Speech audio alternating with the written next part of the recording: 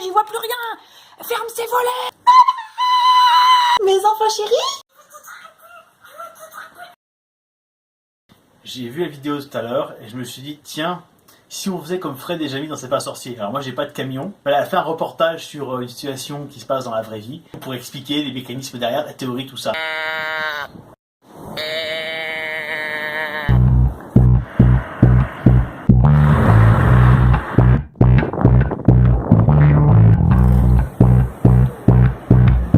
Pourquoi ça part en live? Le petit frère est en train de jouer, la sœur ouvre les volets. Et là, il peut plus voir son jeu. Oui, des situations comme ça arrive. C'est inspiré de situations vécues. Inspiration réelle. Par contre, toute ressemblance avec des gamins existants, les vôtres, ne serait que fortuite, hein, bien sûr. Dans cette vidéo, on a l'exemple d'un mauvais emploi de la CNV, la communication non violente. Lorsque tu ouvres les volets, je me sens tellement en colère. Et l'émotion, la vraie émotion n'y est pas.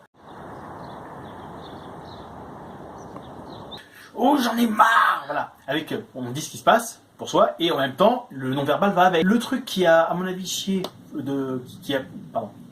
En fait, enfin, je sais pas pourquoi je me censure, parce qu'en fait, je mets des gros mots quand même. Donc, le truc qui a fait que c'est parti en live, c'est, voilà, quand la petite sœur ouvre les volets, le garçon, le frère, il dit, qu'il profite sur son écran, et la petite sœur, je m'en fous, je fais ce que je veux, salut. Je fais ce que je veux, écoute, j'ai envie d'ouvrir les volets. Évidemment, dans une situation comme ça, où je fais ce que je veux, et l'autre aussi, il y a un moment où il y a collision et ça va pas être rien à foutre du lien, rien à foutre des conséquences de mon acte pour toi. Dans la gestion de conflit, si la relation n'est pas importante, si on en a rien à foutre de l'autre, il n'y a pas de gestion de conflit, je fais ce que je veux. Et ça amène aux conséquences qu'on connaît. C'est des gens qui vivent dans la même famille, qui vivent sous le même toit, qui sont amenés à se côtoyer encore. Donc les griefs comme ça du matin, du mercredi matin, ils sont peut-être encore là le mercredi après-midi. Donc tout dépend dans quelle mesure on a envie et intérêt à préserver la relation. Je connais personne qui ait fondé une famille juste pour s'engueuler avec tout le monde. Pourquoi c'est important de reconnaître les émotions de l'autre? Parce qu'il va se sentir compris et du coup il sera peut-être plus à même d'accueillir aussi les nôtres.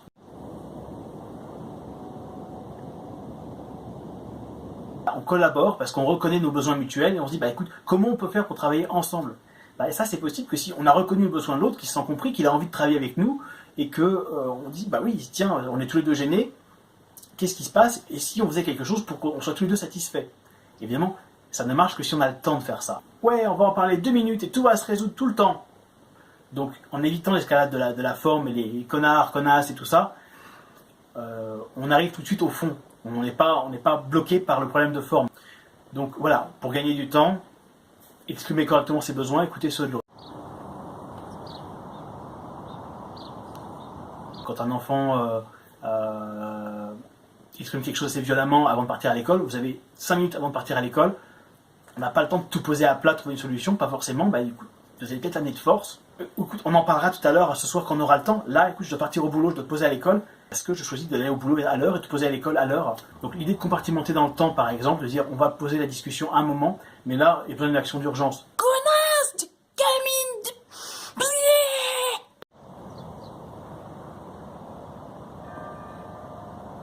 Quand on a recevoir une flèche de l'autre, genre, tu me fais connasse ou connard, enfin, est-ce que vous avez envie de dire non, en fait, c'est voilà, moi je me sens blessé par ce truc-là, ou je sais pas quoi. Non, vous avez envie de renvoyer.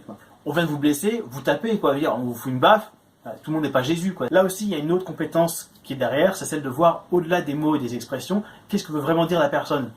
C'est quand il a dit, voilà, je sais pas, connard, tu me fais chier, c'est qu'en fait, ah oui, en fait, je suis en train de le déranger parce qu'il peut plus voir sur son écran. Mais voilà, il faut voir au-delà des mots, qu'est-ce qui se passe vraiment pour la personne. Là, chercher à comprendre l'autre, dans un moment où on se sent en insécurité, ouais, je dirais, c'est pas forcément naturel. Donc voilà, quand on apprend cette compétence de gestion de conflit, on lutte contre nos instincts qui nous forcent soit à fuir, soit à contre-attaquer. Là, non, on va rester là, on va chercher à comprendre l'autre qui est en train d'essayer de nous faire du mal, entre guillemets, involontairement. En tout cas, c'est une croyance utile de penser qu'il y a quelque chose au-delà des mots, que c'est pas ce qu'il veut vraiment exprimer, qu'il y a quelque chose de plus important, qu'il a envie d'exprimer, mais qui ne sait pas exprimer mieux que ça.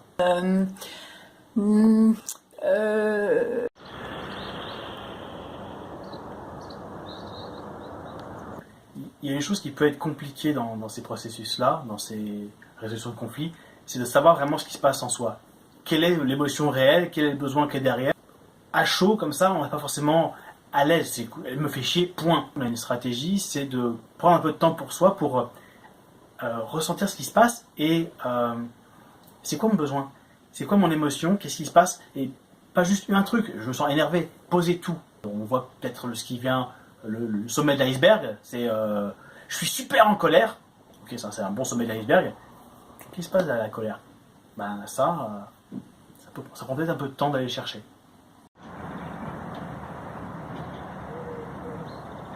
Donc, voilà. Une fois que toutes les parties connaissent les besoins de tout le monde, eh ben, on peut plus facilement créer des solutions. Alors, il y a deux catégories d'idées pour ça. Il y a soit on pose tout, on génère plein d'idées comme un brainstorm et que après on évalue les idées. On va se dire tiens, ça pourrait marcher, ça pourrait pas marcher. Mais d'abord on fait on génère des idées.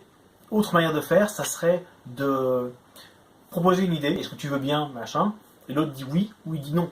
Et il fait une contre-proposition. Auquel cas, on peut converger vers une solution, parce qu'à chaque fois, on sait pourquoi l'autre peut nous dire pourquoi ça ne lui convient pas. Oui, parce que ce besoin-là n'est pas satisfait.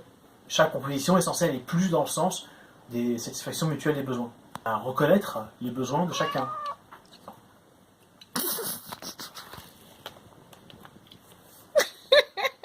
Mettons que deux personnes se battent pour ça. Donc moi et quelqu'un d'autre, on se bat pour ce truc-là. C'est un peu glos. Bon, tant qu'on n'a pas exploré pourquoi chacun le veut, on ne peut pas savoir. Il se peut qu'en explorant, on découvre que moi je veux les zestes pour faire un gâteau et que l'autre personne veut l'intérieur pour faire du jus de fruits. Auquel cas, on a une solution gagnant-gagnant qui marche. C'est juste qu'on ne pouvait pas la deviner sans comprendre les intentions de l'autre. Un autre point important de ce modèle de résolution de conflit, c'est qu'au lieu de se battre chacun, moi et moi, en fait, on va collaborer, on va mettre le problème à l'extérieur de nous.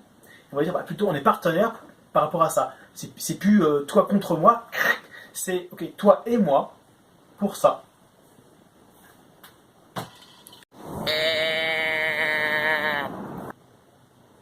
J'arrive pas à faire le tari.